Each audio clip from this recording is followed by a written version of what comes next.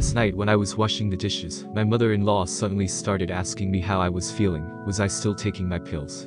I answered that I was fine. But in fact I was very upset. Why? Because I didn't want anyone to know. My husband promised he wouldn't tell anyone about it. And then he went and told his mother about it. Why would he do that? That's the ultimate betrayal. The thing is, I was very depressed. Vlad and I have been married for 5 years, but it was only a year ago that we were able to become parents. I had 3 failed pregnancies that ended in a miscarriage. There was no way I could carry a baby. There were no stresses, no infections. Everything was fine, and then all of a sudden I was bleeding and I was losing the baby. I already thought I'd never be able to be a mother at all. I was just getting discouraged. And then I got pregnant for the 4th time.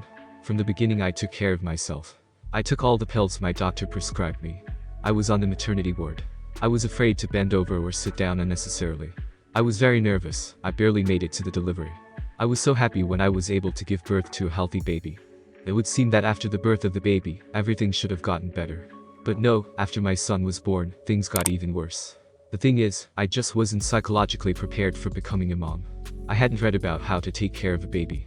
I didn't even buy things for the baby. I was afraid something would go wrong, and I wouldn't be able to be a mom. I wasn't ready for reality, and I got terrible postpartum depression. I didn't know what to do with my baby, how to take care of him. I went to a psychologist for a long time, but there were no results. Then I turned to a psychiatrist for help. I was prescribed medication. I started taking it and became calmer. The treatment helped, and I became my old self. I became glad that I became a mother. I had a lot of control over myself. I got my life back on track. But recently Vlad and I had a big fight. It happened just before the new year. Their company decided to celebrate New Year's Eve in a boarding house, with overnight stays, without their wives. Of course, I didn't like it, and I didn't want Vlad to go there. But he went anyway, saying he would stay there for a couple of hours and then come back. I had a fever, so I asked Vlad to come soon. He promised to come, but he never did. And then he turned his phone off altogether. He didn't arrive until morning. I gave him a terrible scandal. Vlad took offense at me, and during the conversation he told his mother that I was being treated by a psychiatrist. I was so offended. I think Vlad just betrayed me.